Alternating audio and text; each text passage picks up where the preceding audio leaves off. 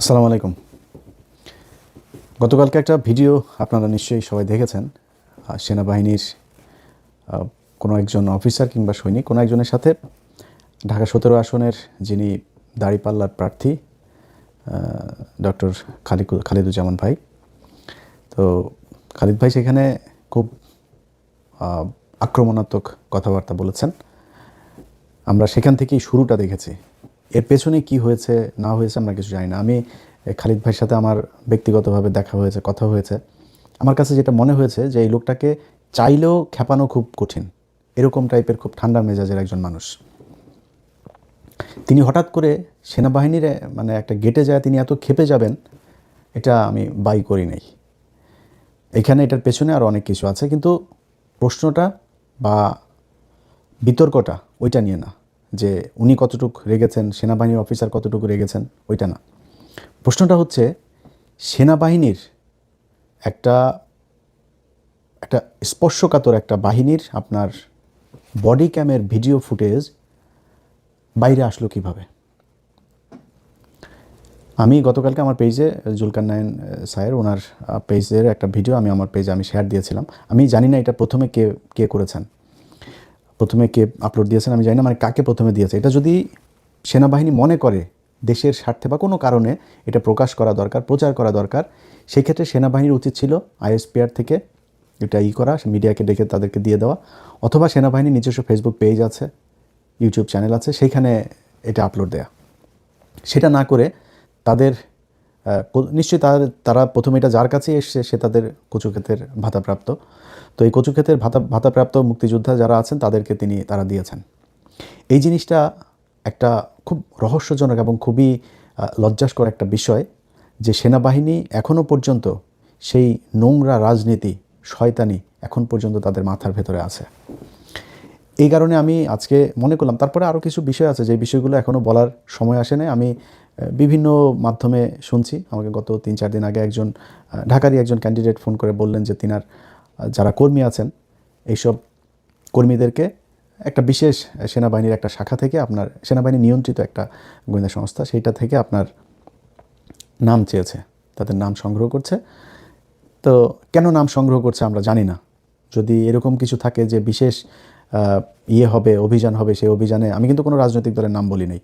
কোনো একটা রাজনৈতিক দলকে তারা মাঠে যাতে তারা কাজ করতে না পারে এই জন্য তাদের লোকজনকে ধরপাকড় হবে বা কোনো দলকে সুবিধা দেয়।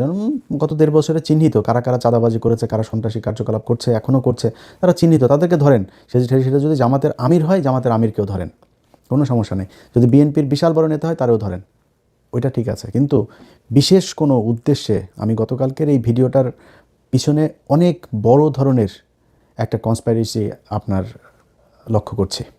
আমার সন্দেহ হচ্ছে যে তারা কিছু একটা হাসিল করার জন্য এই কাজটা করেছে। আদারওয়াইজ সেনাবাহিনীর আমি যেটা শুনলাম এই ভিডিওটা গত আরও প্রায় মাসখানেক আগের, অনেক দিন আগের, তো সেই ভিডিওর হঠাৎ করে এসে তারপরে সেনাবাহিনী ছাড়বে এবং সেনাবাহিনীর বডি ক্যামের ফুটেজ তো আর যেখানে সেখানে পড়ে থাকে না, তাই না? এটা যে এসে চাইলো আর বের হয়ে গেল, এরকম তো হইতে পারে না। তারা সুনির্দিষ্ট সুপরিকল্পিতভাবে তারা এটা প্রচার করেছে। কেন করেছে সেটা আমরা জানি না।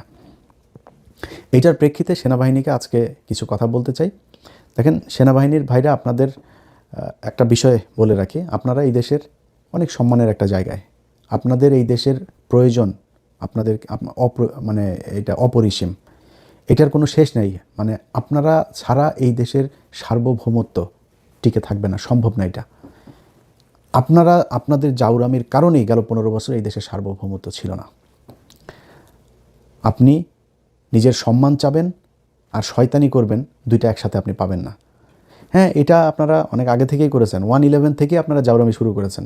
1/11-এ আপনাদের সেনাবাহিনীর যেসব অফিসারদের সন্তানদেরকে বলতে চাই, বাবা তোমাদের বাবা যদি নাকি তোমার বাবার যেই বেতন, সেই বেতনের চাইতে যদি বেশি সম্পত্তি তোমার ঘরে থেকে থাকে তাহলে বুঝবা তোমার বাবা চুরি করেছে। যারা 1/11-এ ব্যবসায়ীদেরকে ডেকে ডেকে নিয়ে তারপরে তাদের কাছ থেকে চাঁদাবাজি করেছে, এত ভাব মারার কিছু নাই। আপনারা গত 15 বছরে আপনাদের সেনাবাহিনীর অফিসারদের বউ, আপনার সেনাবাহিনীর অফিসার মেয়ে, মা, সন্তান, তাদেরকে ধর্ষণ করিয়েছেন ইন্ডিয়ান গোয়েন্দা সংস্থার লোকজনকে দিয়ে। কোথায়? এই পিলখানায়। শুধু আপনি ধর্ষণ করাই শেষ না, আপনি ধর্ষণ করানোর পরে যেই সেনাবাহিনীর অফিসাররা এটার বিচার করতে চেয়েছে, বিচার চেয়েছে, তাদেরকে আপনারা গুম করেছেন, তাদেরকে গ্রেনেড হামলা মামলায় আসামি করেছেন, জোর করে চাকরিচ্যুত করেছেন, নির্যাতন করেছেন, দেশ ত্যাগে বাধ্য করেছেন। এটা আপনারা করেছেন, বিচারটা করতে দেন নাই। এরপরে কি করেছেন? সেই বিচারের পুরো অপরাধের দায় বিডিআরের উপরে চাপায় বিডিআরের নিরীহ মানুষগুলোর উপরে নির্মম নির্যাতন চালিয়েছেন। এটা সভ্য কোনো সমাজে, নিকট অতীতের কোনো পৃথিবীতে আজ পর্যন্ত এটা ঘটে নাই। মানুষকে জিজ্ঞাসাবাদের নামে 30 দিন 40 দিন আপনারা আটকে রেখে তাদেরকে নির্যাতন করে হত্যা করেছেন। জেলখানায় যে বিডিআর সদস্যরা গিয়েছে, যারা বের হয়েছে, তাদের অনেকের আমাকে ভিডিও কল করে দেখিয়েছে এই কোমরের মধ্যে, এই রানের মধ্যে ড্রিল মেশিন এই দিক দিয়ে ঢুকিয়েছেন, ওই দিক দিয়ে ড্রিল মেশিন বের করেছেন। সেই দাগ, সেই ক্ষত নিয়ে তারা এখনও পর্যন্ত অনেকে জেলখানায় আছে। ক্যান্সারের রোগী, মা মারা গিয়েছে, বাবা মারা গিয়েছে। আজকে আওয়ামী লীগের একজনের এই আপনার স্ত্রী মারা যাওয়ার পরে সন্তানকে নিয়ে খুবই খারাপ জিনিস এটা। খুবই মানে কি বলবো, যে একটা মানে কষ্টের একটা চিত্র, যে একজন মা তার সন্তানকে নিয়ে তারপর সুইসাইড করেছে। কিন্তু আপনি কি জানেন, এই ছেলে এই নারীকে ছাড়া তার আরও 2-3টা বউ ছিল। এই নারীর কাছে সে আসতো না, এই নারীর সাথে তার সম্পর্ক এমনিতেই ছিল না। তার পরিবারের লোকজন ওই মেয়েকে করতো, নির্যাতন করতো। সেই নারী মারা গিয়েছে এই পারিবারিক সমস্যার কারণে। একটা বিশাল প্রথম আলো, ডেইলি স্টার দুইজনে মিলা, ওইদিকে চ্যানেল 24 এমন এক তৈরি করলো যে স্বামীর শোকে, স্বামীকে জেল থেকে বের করতে না পেরে, তারপরে মিথ্যা মামলার অপরাধে স্বামীর এই অত্যাচারের এই দুর্বিষহ অবস্থা সহ্য করতে না পেরে দুনিয়া ছেড়ে চলে গেলেন। কি সেই মানে মিউজিক একটা করে দিলে বেদের মেয়ে জ্যোৎস্না ছবির মতো বিশাল করুণ দৃশ্য দেখা যাইতো, বানায় দিলেন। কিন্তু এই যে বিডিআররা এখনও পর্যন্ত যে জেলখানায় পড়ছে, এখন পর্যন্ত প্রায় 450 আলেম জেলখানার ভিতরে কোনো অপরাধ ছাড়া, তারা বাপ মার মারা যাওয়ার পরে তাদের প্যারোলে যাইতে দেওয়া হয় না অনেককে। সেটা নিয়ে নিউজ করেন নাই তো? কি অপরাধ তাদের? এটা আপনারা করেছেন। আপনাদের নিজেদের অফিসার নিজেরা নিজেদের ক্যান্টনমেন্টের ভিতরে লুকিয়ে গুম করে রেখেছেন। আপনারা পাহারা দিয়ে 2018 সালে একটা রাতের ভোটে নির্বাচন করিয়েছেন, 2014 সালে করেছেন ভোটারহীন নির্বাচন, 2024 সালে করিয়েছেন ড্যামি নির্বাচন। এগুলো আপনারা করেছেন। আপনারা রাস্তাঘাট, ব্রিজ, কালভার্ট এগুলো করতে গিয়ে চুরি, বাটপারি যা আছে সব কিছুই সেনাবাহিনী করেছে। এখন আপনারা তারপরে সম্মান চান, আপনাদেরকে সম্মান করতে হবে। সমস্যাটা কি হয়েছে শুনেন। এই খালিদুজ্জামান ভাইয়ের ভিডিও নিয়ে এক মেজর, রিটায়ার্ড, তিনি মেজর না ক্যাপ্টেন না কি যেন একজন সেনা কর্মকর্তা আর কি, তিনি এক ভিডিও বানিয়েছেন। আমি আর পিনাকি ভট্টাচার্য আমাদের কারণে সেনাবাহিনীকে নিয়ে খালিদুজ্জামান এরকম কথা বলার সাহস পেয়েছে। খালিদুজ্জামান একা না, বাংলাদেশের বহু মানুষ এইভাবে কথা বলবে। এটা ইলিয়াস পিনাকির কারণে কিনা ওই চিন্তা না করে আপনারা অপকর্ম করেন কিনা সেই চিন্তা করেন। আপনারা চান হচ্ছে কি, জাউরামি যত ধরনের আছে সব করবেন, কিন্তু কেউ কিছু বলতে পারবে না। সেদিন গুজার গায়া, ওই দিন আর বাংলাদেশে ফেরত আসবে না। জাউরামি করবেন, বের হয়ে যাবে। আমি থাকবো না, আরেকজন থাকবে, কেউ না কেউ থাকবে, বলে ফেলবে। এবং এগুলো আপনাদেরকে শুনতে হবে। খালিদুজ্জামান ভাই বলেছে যে আপনারা দেশের 12টা বাজিয়েছেন। তার দেশের 12টা আপনারা বাজিয়েছেন, এটা সত্যি কথা, এটা অস্বীকার করার কিছু নাই। একজন পুলিশের সন্তান যদি নাকি কেউ দেখে, মনে করেন পুলিশে যদি অস্বাভাবিক সম্পদ দেখে, পুলিশের ছেলে মনে করেন R1 নিয়ে ঘুরছে, BMW নিয়ে ঘুরছে, চোখ বন্ধ করে বলে দেবে ওর বাপের হয়তো অন্য পারিবারিক ব্যবসা থাকতে পারে, বাপের ভাইয়ের ব্যবসা থাকতে পারে, নিজের পৈতৃক সম্পত্তি থাকতে পারে, কিছু না, পুলিশের ছেলে শালা ঘুষখোরের পোলা, বলে ফেলবে। সেনাবাহিনীর ক্ষেত্রে কিন্তু এটা বলতে পারবেন না, আবার ওনাদের আবার গায়ে লাগবে। কিন্তু আপনিও চোর, যাহাই পুলিশ আপনিও ঠিক তাহাই। তারা চুরি করে, আপনারা চুরি করেন, ভাব মারার কিছু নাই। চুরি কোথায় করেন নাই বলেন? 111-এ ব্যবসায়ীদেরকে ডেকে ডেকে নিয়ে আপনারা চুরি করেছেন, করেন নাই? আপনারা এই যে কি বলে, এই যে কন্ট্রাক্টারি করেন, যে এই যে কন্ট্রাক্টারি টাকা পয়সা যেগুলো কিনা করেন আপনারা, এটার হিসাব পুরোপুরি হিসাব দিতে পারবেন আপনারা? পারবেন না। সেখানে যারা যারা আছেন, কী পরিমাণে টাকা পয়সা মালিক হয়েছেন, এটা আপনারা নিজেরাই জানেন। তারপরে বাংলাদেশের বিভিন্ন জায়গায়, মানে ওনারা তো সৎ মানুষ, ওনারা কোনো আকাম কুকাম করেন না। এই জন্য ওনাদেরকে বাংলাদেশের বিভিন্ন জায়গায়, মন্ত্রণালয়, কর্পোরেশন, অধিদপ্তর, পরিদপ্তর, সব জায়গার উপরের চেয়ারটা ওনাদের। ওনারা ওইটা ডিজি নাই চেয়ারম্যান, কোনো না কোনো এক মধ্যে তারা প্রশাসক হয়ে তারপর বসে আছে। যত জাউরামি সবই সেনাবাহিনী করে। আপনি বাংলাদেশের যত জায়গায় যত শয়তানি, এই যে শোনেন না আপনারা ভূমিদস্যু, যত ভূমি আপনার আছে, এই আবাসন প্রকল্পগুলো আছে, সব জায়গার পেছনে হইল গিয়ে এরা হয় রিটায়ার্ড নাই আপনার সার্ভিং অফিসার, তারা আসেই। আত্মীয় স্বজন দিয়া, শালা দিয়া, সুমন্দি দিয়া, ভাই দিয়া, মা দিয়া, কোনো না কোনো কিছু দিয়া, কারণ ওইখানে রেখে দিয়েছে, বউরে দিয়া এগুলো করে রাখছে, জাউরামি যত কিছু আছে। তারপরে ওনাদের নিয়ে কিছু বলা যাবে না। ভাই আপনাদেরকে আমি বলি, আপনারা মনে করেন নিজেদেরকে যে সম্মানিত জায়গায় রাখবেন, আচ্ছা আপনাদেরকে দেওয়া হয়েছে এরকম কয়েকটা জায়গার নাম আমি বলি আপনাদের, কোন জায়গায় আপনারা ঠিক করতে পেরেছেন? আপনারা তো মানে আলাদা শ্রেণী, সবসময় একটা ক্লাস্টার একটা ফর্মে থাকতে চান, তো কাজ তো করতে হবে, তাই না? আপনারা যে মানে নিজের আলাদা কিছু করেছেন এটা তো আপনাকে বুঝাইতে হবে। আপনি ঢাকা বিশ্ববিদ্যালয়, ঢাকা মেডিকেল কলেজের কি পরিচালক, একজন ব্রিগেডিয়ার হয়। ওষুধ প্রশাসন অধিদপ্তরের একজন ডিজি কি, একজন ব্রিগেডিয়ার হয়। ওই ডেস্কোর একজন কি, একজন ব্রিগেডিয়ার। ওই ডেসায় একজন আছে, ওই পেট্রোলিয়াম ইয়েতে আছে, ওই তিতাসে আছে, বিভিন্ন জায়গায় প্রথম পদটা তাদের। সিটি কর্পোরেশনের মতো চুরির জায়গাতেও ওনারা প্রশাসক বসায় রেখেছেন। বিডিআর, এমন কোনো বর্ডারের কোনো সীমান্ত, বিডিআরের ভাইরা আমার অনেক পছন্দ করে, তারপর সত্যি কথা ভাই, এমন কোনো সীমান্তের কোনো জায়গা আছে যেখান দিয়ে কিনা মাদক চোরাচালান হয় না? এমন সীমান্তের একটা জায়গা আছে, একটা সীমান্ত আছে যেখান দিয়ে মানব পাচার হয় না, গরু পাচার হয় না, পোশাক পাচার হয় না, চিনি পাচার হয় না, লবণ পাচার হয় না? এমন জায়গা আছে? বিশেষ করে মাদক দেশ ধ্বংস করে দিচ্ছে। তো সেই বিডিআরের উপরে কারা? ওনারা। বিডিআরের অফিসার বিডিআর হইতে পারবে না, ওনারা অফিসার হবেন। অফিসারে ওনারা বাল ফালিয়ে ফেলবেন। ওনারা বিডিআরকে বিশাল সৎ এক এক হিসাবে, সংস্থা হিসাবে তৈরি করেছেন। ওনাদের থাকতেই হবে সেখানে, মেরে বিডিআরের মেরে ছাপা করে ফেলতে হবে, নাম পাল্টাইতে হবে, পোশাক পাল্টাইতে, ওনাদের পাল্টানো যাবে না, ওনারা ঠিক সে আগের মতোই থাকবেন। চ্যাটের বাল আবদুল্লাহ হয়ে গেছে। ঢাকা মেডিকেলে চুরি ঠেকাইতে পারছেন? ওষুধ প্রশাসন অধিদপ্তর, ইনসেপ্টা আছে, স্কোয়ার আছে, ব্যাক্সিমকো আছে, এত ওষুধের ইয়ে, আমার এসেনশিয়াল কেন এত সমস্যা? মানে সরকারের ইয়েটা কেন এত হয় না কেন? এটা নাম ডাক নাই কেন? এটাতে খালি দিনকে দিন প্রতিদিন খালি মানে চুরি লসের মধ্যে যায় কেন? আপনি এই বিমানে গেলেও একই অবস্থা, সব জায়গাতে আপনারা যায় যায় চুরি করেন। সে আগে যা চুরি হতো সেটাই করা হয়, আপনারা ভাগ দিয়ে খাইতে হবে। মানে ওনাদের অবস্থাটা হয়েছে, ওনারা ওপরের একটা পদে যাবে, যায় লুটপাট করে খাবে, এই খাওয়ার ভাগ আনার জন্য যায়। কোনো জায়গা কি আছে আপনারা ঠিক করতে পেরেছেন? বলেন, এক জায়গা বলেন আমারে। ঢাকা মেডিকেল ঠিক করতে পেরেছেন? দালাল আছে, মানুষ চিকিৎসা পায়, সেখান থেকে দালালরা রোগীদেরকে ধরে নিয়ে যায় আরেক হসপিটালে। পারেন নাই তো আপনি বারফালা ওইখানে আসেন কেন? ওষুধ প্রশ্ন করতে পারেন, ডেস করতে পারেন, ডেসাতে পারেন, ওই পেট্রোলিয়াম ইয়েতে পারেন, কোন জায়গায় পারেন আমার? যে এই জায়গাতে আপনি গিয়ে দুর্নীতি বন্ধ করেছেন। পাসপোর্ট অফিসে ধুমায়া দালালি চলে, 2 দিন বন্ধ থাকে, মিডিয়া টিডিয়া একটা টিয়ে করলে, মোবাইল কোট করলে, তারপরে আবার চলে। তারপরে বন্ধ করতে না পারলে আপনি বালফালায় ওখানে আসেন কেন? যান কেন আপনি? চুরির ভাগানোর জন্য। যত জাউরামি, যত চুরি বাটপারি যা আছে সব কিছুর নেতৃত্ব দেয় সেনাবাহিনী। এখন আপনারা আমি ভালো কেমনে বলবো আমার বলেন? আমি যে কথাগুলি বললাম ভাই, আপনার সাথে আমার ব্যক্তিগত কোনো সমস্যা নেই। ইভেন ওয়াকার স্যার, আপনারা বলি স্যার, আপনার সাথে আমার ব্যক্তিগত কোনো সমস্যা নাই তো?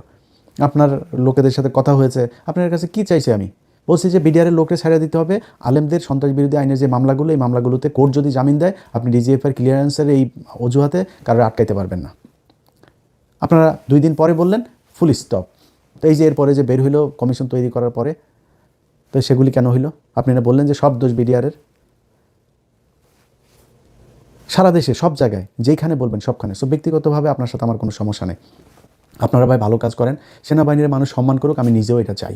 সেনাবাহিনীর একটা আলাদা একটা জগতে থাকবে, তারা তাদের মতো মানে একটা অচ্যুত শ্রেণীর মতো করে থাকবে, যে এরা আমাদের বিশেষ সময় আমাদের পাশে থাকবে।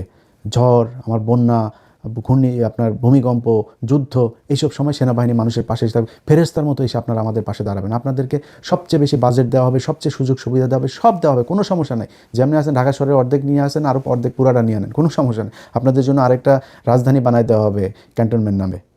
থাকেন, দেশের নিরাপত্তাটা তো দেখবেন। আপনার কাজ হয়েছে কার মোবাইলের মধ্যে গুতায় কে কার সাথে প্রেম করে, কার সাথে কি করে, কে বিএনপির লোকের সাথে কথা বলো, বিএনপির লোক তারেক রহমানের সাথে কে বক্তব্য দিচ্ছে, এগুলো আপনাদের কাজ। ওই অমুক টেলিভিশনে কি নিউজ যাবে না ওগুলি। এবার তোর কাজ বাংলাদেশের ভিতরে রে, তুই থাকবি বাইরের দেশের থেকে আমার দেশকে আমি রক্ষা করে যায়, তোর বাল আছে কিচ্ছু আছে তোর? তুই ইন্ডিয়া আজকে যদি আমার দেশে যদি 2টা ফাইটার যে বিমান পারে, তোর আকাশ নিরাপত্তা ব্যবস্থার কিছু আছে? কিছু করতে পারবি? তো তোর মতো বালের সেনাবাহিনী থেকে আমার লাভটা কি? কিছুই নাই। ওনারা ভাব ধরে থাকে বিশাল একটা বালগেডিয়ার, উনি মেজর জেনারেল, চ্যাটের বাল। তোর মতো চ্যাটের বাল বাংলাদেশের দরকার কি? কিছুই করতে পারে না। তারপরেও ভাই, যতগুলি আপনাদের বিরুদ্ধে ভিডিও করি, সব ভিডিওগুলোতে একটা কথা বলি, আপনারাই আমাদের স্বপ্ন। আপনাদেরকে সারা ভাই এই দেশ চলবে না, আপনাদের অপকর্মের কারণে এই কথাগুলি বলি। ভাই আপনার সেনা প্রধান, আপনার একটা লেফটেন্যান্ট কর্নেল একটা নারীকে ধর্ষণ করেনি? আপনার শফি করে নাই? আপনার শফি, আপনার এই যে বিমান বাহিনী প্রধান একটা ছিল হান্নান, ধর্ষণ করে নাই বিমান বাহিনীর নারীদেরকে? কি আপনার সেনাবাহিনীর কাছে যদি আপনার লোক যদি নিরাপদ না থাকে, আমি নিরাপত্তা আপনার কাছে কীভাবে চাবো? আপনি আমার নিরাপত্তা কীভাবে দিবেন? এইভাবেই দেশটা চলছে ভাই। এই জায়গা থেকে বের হইতে হবে। যদি বের হইতে না চান, যেটা এখন হবে, আগে মানুষ কথা বলতো না, আপনারা নিয়ে কিছু বলতো না, এখন বলে। আপনাকে শুনতে হবে, শোনার প্রস্তুতি নেওয়া তারপরে। আর যদি মনে করেন দেশটাকে ভালোবাসেন, আসলে সেনাবাহিনীটাকে ভালোবাসেন, সেনাবাহিনীর সম্মান ফিরিয়ে আনতে চান, তাহলে ভাই ওই যে 18 সালে যেই শয়তানির পাহারা দিছিলেন না, ওইটা করা যাবে না। জেনুইন কাজ করতে হবে। নির্বাচনে কোনো ধরনের শয়তানি করার চিন্তাভাবনা মাথা থেকে ছেড়ে ফেলতে হবে। আমি বাংলাদেশের পুলিশ প্রশাসন, সেনাবাহিনীর বাইরের গোয়েন্দা, সেনাবাহিনীর গোয়েন্দা সংস্থাটা বলে লাভ নাই, কারণ এখানে এই যে সেলিম আজাদ এটাতে বসায় রাখছে। জাউরামির যত জাউরামি আছে, ওয়াকার যেমন এক জাউরা, ওইটা আরেক জাউরা, সব জাউরাগুলির পাশে এনে তারপরে দাঁড় করিয়েছে। এই জাউরাগুলির দিয়ে যত জাউরামি আছে, জাউরামির চেষ্টা করে। 9 ডিভিশনের আসাদুল ভাই, উনি আমি যতটুকু জানি একটু ভালো মানুষ, এর আশপাশে যা আছে। আর এর বাইরে এটার পাশে যে কটা আছে সব কটা বদমাশ, লুচ্চা, লাফাঙ্গার, দুর্নীতিবাজ, চোর, এগুলোর এনে বসিয়েছে। এগুলো বহুত জাউরামি করার চিন্তা ভাবনা করতে পারে।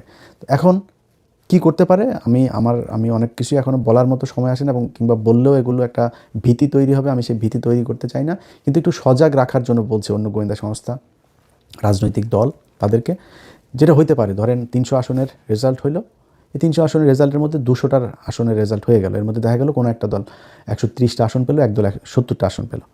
তো যারা 70টা পেলো তারা চিন্তা করলো যে 200 আসনের মধ্যে ওরা 130 পেয়ে গিয়েছে, তাহলে তো ওই 100-র মধ্যে ওরা 50 পাইলেই তো হয়ে গেল, মানে আর 20টা হইলেই তো হবে। সো তোরা তো এখানে 50টা বেশি পাবে। ওরা তখন একটা গ্যাঞ্জাম লাগাবে। এই গ্যাঞ্জামটা লাগাবে কারা? এই সেলিম আজাদ তার বাহিনী দিয়ে লাগাবে, আওয়ামী লীগের লোকজনের মাঠে নামায় তারপর নির্বাচনের দিন একটা বিশাল গ্যাঞ্জাম তৈরি করবে, দেশে একটা যুদ্ধ একটা ভাব শুরু হবে। তারপরে সেনাবাহিনী বাধ্য হয়ে বলবে যে আমাদের কিছু করার নেই, আমরা ক্ষমতা নিতে হবে। তারপরে নির্বাচনও হবে না, কিছুই হবে না, তারা দেশ চালায় আস্তে আস্তে। আবার ফের বাংলাদেশের মানুষ ভুলে যাবে সব কিছু। হ্যাঁ, আওয়ামী লীগের প্রতি আরেকটু সহনশীল করে তারপরে 2 বছর পরে ধরেন একটা নির্বাচন দিবে, তখন আওয়ামী লীগ সহ এসে জয়েন করবে। কোনো সমস্যা নেই, আওয়ামী লীগের ভয় পাওয়ার কিছু নাই। আমরা যতদিন জীবিত আছি, আওয়ামী লীগ এই দেশে নির্বাচন করে ক্ষমতায় আসতে পারবে, এটা নিয়ে আমরা টেনশনই করি না। আনলে আওয়ামী লীগরা আনলে, এটা বিএনপির যদি ভালো হয় তাহলে বিএনপি আসতে দেয়, কোনো সমস্যা নেই। কিন্তু তারা এটা করবে, এটা করে তারপরে এই আওয়ামী লীগকে বাংলাদেশে আবার পুনর্বাসিত করার চেষ্টা করবে। আমার কাছে থাকা তথ্য এরকম একটা কিছু ঘটাইতে পারে। এই ব্যাপারে সবাই সাবধান থাকবেন। এত ইজি হবে না, পরিকল্পনা যদি কেউ নিয়েও থাকে, এই জিনিসটা এত ইজি হবে না। আমাকে গত 3-4 দিন আগে একজন এরকম, এই যেটা বললাম যে তার ক্যান্ডিডেট, তার ওই কর্মীদেরকে তালিকা নিয়ে তারপরে তারা করছে। আপনি তার কার তালিকা নিয়ে আপনি কী করবেন জানি না আমরা। তো এগুলি করে যদি নাকি কোনো বিশৃঙ্খলা, কোনো শয়তানি করার চিন্তাভাবনা মাথায় থাকে, সেটা বাদ দিয়ে দেন। আবারও বলি ভাই, আপনারা সেনাবাহিনী আমাদের গর্বের জায়গায় আছেন। এই গর্বটা আমরা সারা জীবন করতে চাই। আপনাদেরকে বাংলাদেশের মানুষ 5 তারিখে যে সম্মানটা দিয়েছে, এই সম্মানের যোগ্য আপনারা না, আপনারা বহুত চাওরা। তারা ওই 5 তারিখেও আপনারা গুলি করে মানুষ মেরেছেন, এই সেনাবাহিনী। আবার সেগুলোর বিচার করতে চায় দেখা আপনারা তাদের সাব জেলে ওয়াইফাই, বাসার খাবার, বউয়ের সাথে আকাম কুকাম করার সুযোগ, গার্লফ্রেন্ডও পাঠান কিনা আল্লাহ জানে, সবই করতে দেন। এটারে জেল বলে? ও খুন্নি, চোর, ও গুমের সাথে জড়িত, তারে আপনি নিরাপত্তা দিয়ে রেখেছেন। আপনাদের এই জায়গা থেকে বের হইতে হবে। অপরাধ করবেন, ওই যে তনুকে মেরেছে আপনার সেনাবাহিনীর লোক, ওই সময় ওই জায়গায় ছিল সম্ভবত এনায়েত জিওসি, তার বউ, এক ব্রিগেডিয়ার, তার ছেলে, তারা ছিল। আপনি তাদের বিচার করেন নাই, এখনও করেন নাই। বিচার করতে গেলে আপনারা সব আবার ওই ক্লাস্টার ফর্মে চলে আসেন, সব আপনাদের লোকজনের বাঁচানোর ব্যাপারে আপনারা এক হয়ে যান। জাউরামি করে সম্মান নিয়ে থাকা যাবে না, একদম পুলিশ বানায় ফেলবো। পুলিশরা যেরকম গালাগালি করা যায়, মানুষ নাম শুনলে গালি দেয় না, ঘুষখোর বলে না, পুলিশ ভাইরা রাগ করেন না, কিন্তু পুলিশ ভাই আপনারা কিন্তু ঘুষখোর, ঠিক আছে? কারণ আপনাদের জন্মটাই হয়েছে ঘুষ খাওয়ার জন্য। আপনারা এটারে কিছু মনেও করেন না। আপনারা ঘুষ খাইতেই চান। যদি আসলে ভালো হইতে চান, 5 তারিখের পরে ভালো হইতেন। পুলিশে ভালো হইতে দেখেনি, সব ধরেন 2% ভালো মানুষ। আপনি এটারে কী বলবেন? এটা কোনো পার্সেন্টেজে আনতে পারবেন? যে কারণে পার্সেন্টেজে আনতে চাই না, এরা 98% খারাপ, ঘুষখোর। এইটা পুলিশের হয়ে গিয়েছে। সো আর্মিও যেহেতু এরকম জাউরা, তো আর্মির এত ভালো সাজানোর কিছু নাই। তো আপনাদের এগুলো এইভাবে আস্তে আস্তে মানুষের সামনে আপনাদেরকে এইভাবে তুলে ধরা হবে। হ্যাঁ, আপনি ভালো যদি হইতে চান, ভালো কাজ করতে হবে ভাই। আশা করি ভালো কাজ করবেন। আপনাদেরকে সম্মান করতে চাই, সম্মান করব। আপনাদের বলা লাগবে না ভাই, আপনাদের পায়ে ধরে মাপ চায় ভিডিও, একদম ওপেনে ভিডিও বানাবো যদি আসলে আপনারা ভালো কাজ। কিচ্ছু বলা লাগবে না, আমার 1 টাকাও দেওয়া লাগবে না, কোনো সুবিধাও দেওয়া লাগবে না, কচু খেতিদের মতো ভাতাও দেওয়া লাগবে না, কিচ্ছু দেওয়া লাগবে না। আল্লাহর কসম করে এই ভিডিওতে বললাম, আপনাদের ভালো কাজ যেদিন দেখবো যে না আর্মি আসলেই ভালো কাজ করছে, ভালো কাজ করার চেষ্টা করছে, মাপ চাবো। যার খারাপ কথা বলেছি সবার কাছে একদম বাই নেমে সবার কাছে মাপ চেয়ে নিব।